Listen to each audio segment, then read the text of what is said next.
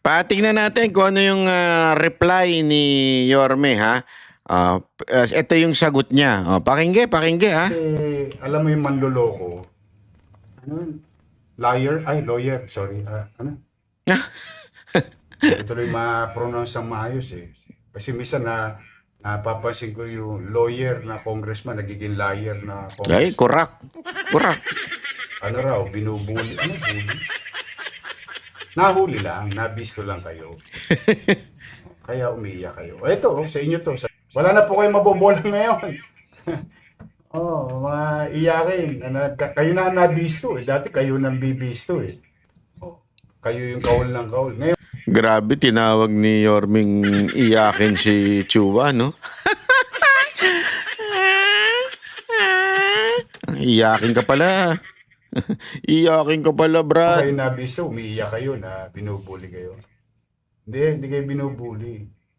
Ayaw nyo lang mabisto. Tapos Yan. ngayon, pag nabisto, tuturo mo DPWH. Kawawang DPWH. Kahit magsinungaling na magsinungaling, yung congressman, na hindi ko alam yan. Basta ako gumagawa lang ng batas. I appropriate. Yan ang palusot ng congressman. Pero sa totoo, alam ng taong bayan, pag may ginagawa, nakadisplay ang mukha niyan, nakalagay ang pangalan niyan, nagkakating ribbon niyan, pagpalpak, ang ituturo nila, DPWH. Yan. DPWH naman nga. Yun yung sinasabi natin eh, di ba? Pagpalpak, DPWH. Pero pagkano, papaskil ang muka. Ayan ang tinatawag na Tatak the Junior. Bakit? Bakit kanya Tatak the Junior yan? Kasi nga po, di ba ganyan ang ginawa ni Marcos eh? No? Sinabi niya 5,500. Ang flood control project sa buong Pilipinas. Binaha, pumalpak, nakitang sablay. Ano sabi? Ay, walang niya kayo. Gago! Kasalanan nyo to? Noong una kiniklaim mo na sa'yo, tapos gayon kasalanan ni ng ibang tao. Ngayon, sa mga proyekto na yan, sila ngayon ang ipit na ipit. Sila ngayon ang ipit na ipit. Bakit? May umamin na bang congressman? Wala pa. In Wala. fact, it's the other way around. Anong ginagawa ng congressman ngayon? Ipinapako sa krus ng mga congressman sa Maynila yung DPWH. Ayun. Sino ngayon ang kahol ng kahol? Siya! Kaya simple lang naman ang tanong ng taong Paano, bayan. paano ba kumaulan chihuahua? Hindi, di ba ang chihuahua yung mga maliliit?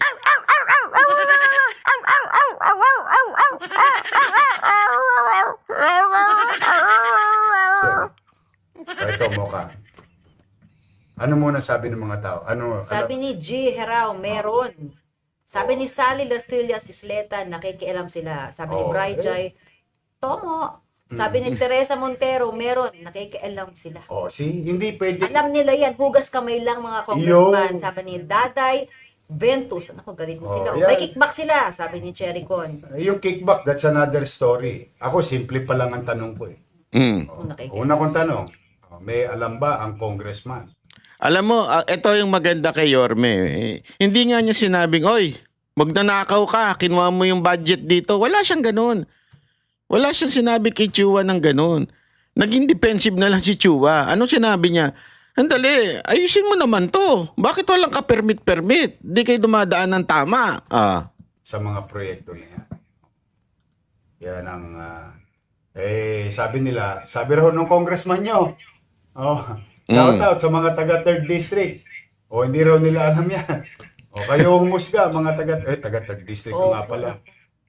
Hindi raw nila alam yan. Nako. Pero nung pagka binubuksan na yung barangay hall, 19 million, may picture pa sila. Di ba? Meron pang ribbon cutting kuno itong mga ito. Nakalantad yung mga pangalan nila doon. Meron pa nga ako nakita, mga barangay hall, may pangalan pa ng congressman. Ay, oo, malaki po. May initial eh. Di ilaw pa yun. Kaya Si Moko, gumagatong pa. Oo nga, may nakita ako. Nice dyan. Nice one, Moka. Kaya tama yan. Hindi, kasi totoo naman yan sa Maynila. Grabe. Hindi nga, alam mo, dapat nga uniform yan eh. Ito honestly Yorme, kung ako sa'yo, suggestion ko lang naman ito. Huwag mong mamasamain kung masyado akong masuggest. Hindi kasi dapat, malinaw yan. Ang laki dapat dyan. Barangay number, yun. Yun lang ang nakalagay doon. Diba? Barangay hall number o barangay hall kung ano man. Hindi ko sure kung number o pangalan. Malaki nakalagay doon. Tapos, pare-pareho yung itsura. Para yung mga tao naghahanap sa Maynila, uy, ganda uniform pare-pareho itsura Hindi, alam nyo, walang biro ito Yung sa Barcelona, yung basurahan, pinicturean ko, tapos sinend ko kay Yorme. Sabi ko, Yorme, maganda ito sa Maynila. Maganda kasi yung yung pare-pareho, uniform yung itsura ng mga lugar. Sa atin, mga kababayan, yung barangay hall. Kanya-kanya. It's either pangalan ng barangay kapitan, di ba? May mga kagawad, ewan ko kung ano. Tapos kung hindi pa, isisiksik pa yung pangalan ng congressman. Di ba? Although maganda na yung ginawa ni Yorme kasi pinagbawal niya yung pangalan. Kahit nga yung pangalan niya, bawal nakalagay doon, naiinis siya Yeah? Pero maganda siguro kung isang malaking barangay pangalan. Barangay ganito. Para madaling hanapin, di ba? Pagka ngayon, indulto, ang ipinapako sa krus, DPWH. Yun. Nauunawaan nyo ng tao. Doon naniniwala ko. Kahit anong pagsisinungaling ng congressman, o kahit anong pagtanggi, o pagpubli ng congressman, yan, alam ng taong bayan yan. Ngayon, yung sinasabi mga kickback, hindi ko po alam yan. Kung talaga bang may kickback sila. Ayaw kong mag-akusa ng isang bagay na wala tayong napapatunayan. Pero ang katotohanan sa practice, nakikialam ang congressman. Alam ng tao na yan. Yan ang Pangalawa totoo. ngayon, tanong ko naman. Shout out dyan, Mocha, sa mga manonood natin. Shout out yung mga nagpagawa ng bahay. Shout out. 20 square meter, 30 square meter. Mm. O kahit malaki o kahit maliit. Basta mga nagpagawa ng bahay. Shout out sa mga nanonood. Ito po ang tanong ko. Mga kababayan ko sa lungsod ng Maynila. Kahul daw kayo ng kahul eh. Alam ko yung chihuahua, ano yun yung maingay na aso. Diba?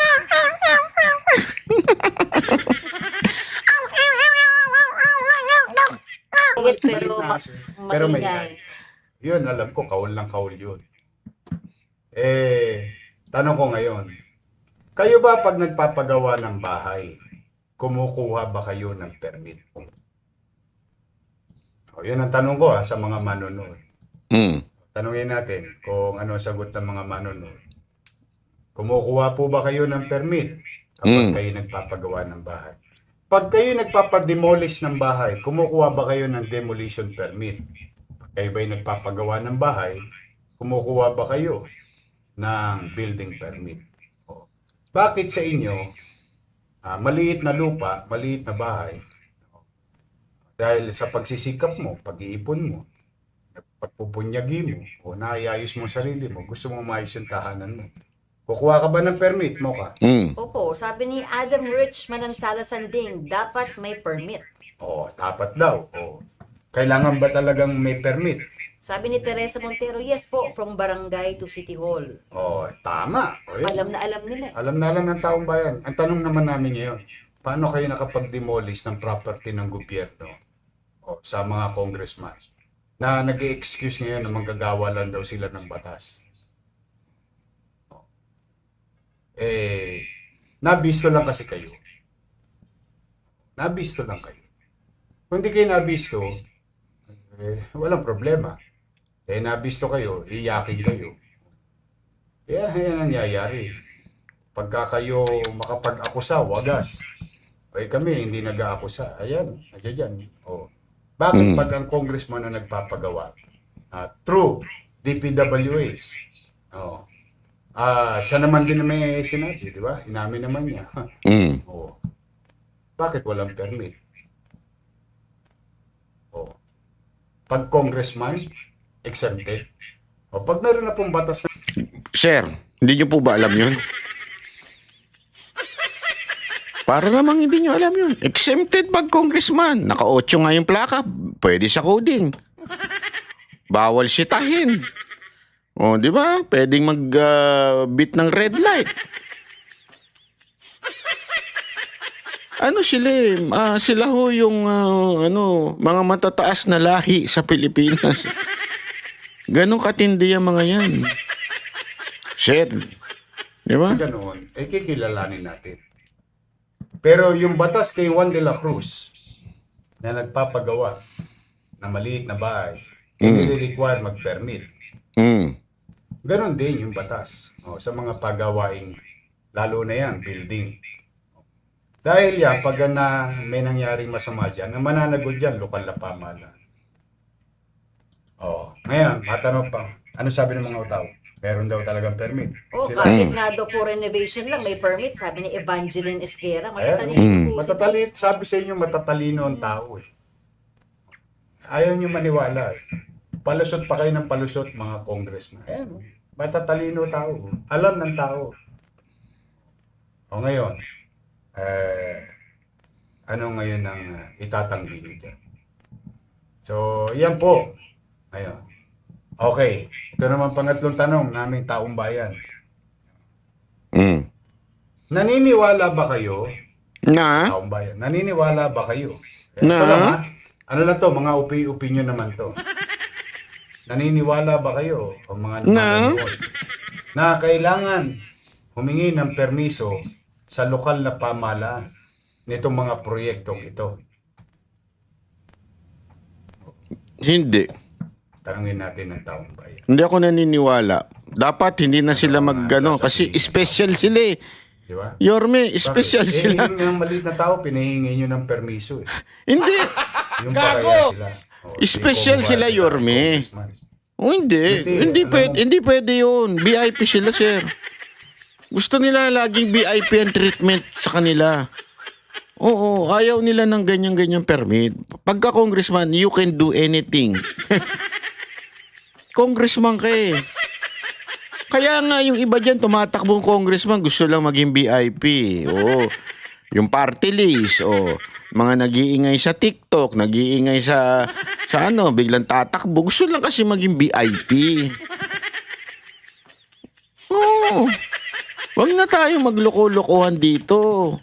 Di ba? Yung mga ano diyan, gawa ng content para sa party list nila. Gusto lang naman sumikat. Okay. Naglakihan ang ulo nito mga to. Iba kilala Correct. sila nung nagsisimula pa yan. Oo. Iba talaga nagagawa ng kapangyarihan. Tama. Alam mo, minsan, ang langaw, pag tumuntong sa kalabaw, ang feeling niya, mas malaki pa siya sa kalabaw. Hindi, mali yan, sir. Ganyan ang utak langaw. Hindi ako papayag diyan. Ang tamang quotation diyan, ang langaw pag tumungtong sa kalabaw, nangangamoy kalabaw. Oh. Ugaling langaw. Pero yan, nandiyan dyan yan. Basta tayo ginagalang natin sila lahat. Hindi po Ako pwede hindi. lang na mamihasa sila na yung napapalusot nila nung araw. Wardi-wardi o siga-siga. Ngayon, nakahanap kayo ng katapat, iyakin naman kayo. Hindi pala, iba pala.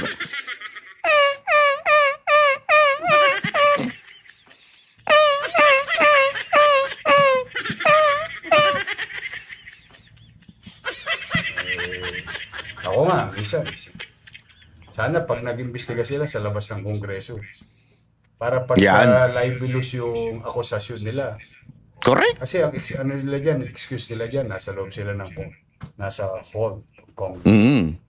Kaya nila mang-api ng mga individual. But anyway, tapat-tapat lang yan, Brad. Shout out sa mga taga 3rd District. Shout out sa inyo. Kayo po ang umusga. Lalo dyan sa 3rd District, marami nag-a-apply dyan ng building permit. Sila, naalala nyo ba, nahirap na hirap kayo dati dito sa zoning. Tama. Zoning pa lang ha. Bagsak na, ang tagal na. Pero ito, wala pang permit, gibaan na. Bakit? Kasi, pagawa ng congressman. Alam mo, tablado dito kasi yung palusot ni ni Chua, na DPWH. Hindi gago ang DPWH, nagigiba yan. Kasi may giniba na naka-establishment na nandun. Merong establishment na giniba to give way to that project. Sa tingin mo, ang DPWH gigiba ng project without asking the local government. Hindi nila gagawin yon. Gagawin lang nila yon kung suportado sila ng congressman. Kaya dahil dati magkakaalyado yan, yung congressman at yung mayor magkaalyado, so hari-harian sila. O sige, dito gawa. Mayora, gawa na ako dito tapos nandun yung pangalan niya. So kahit walang walang permit, ganun ang nangyari siguro. Malamang. Kasi yan sinasabi ni Yorme. Di ba? Kami ang boses ng masa, hindi natatakot. Katotohanan lang, di kami nalulunod. Walang bahid ng sismis, lahat ay totoo. Kahit sino ka pa, pag mali ka babanatan ka. Walang pinipili kulay, wala kaming kinikilingan. Basta para sa bayan, kami lalaban. Pag tama palakpakan, pag mali banatan. Di matitinag, di matatakot, para sa bayan tuloy ang sigaw. Sa harap ng kamera, walang halong takot. Mga baluktot, lahat kayo'y tutumba.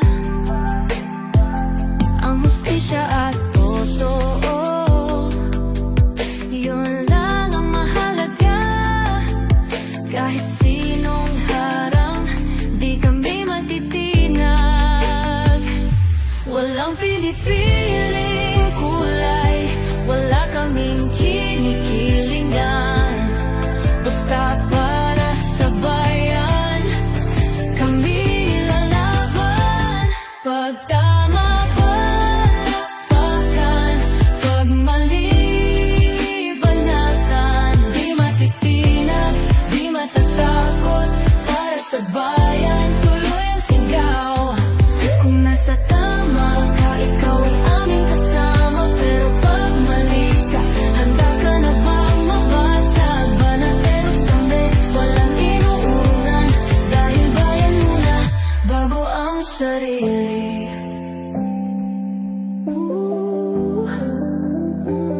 Bago ang sarili.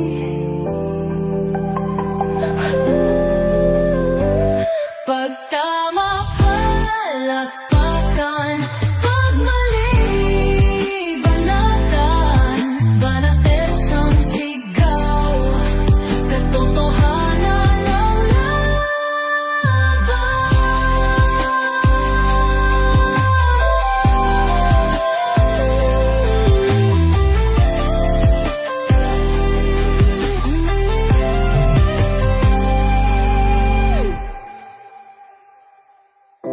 Sa harap ng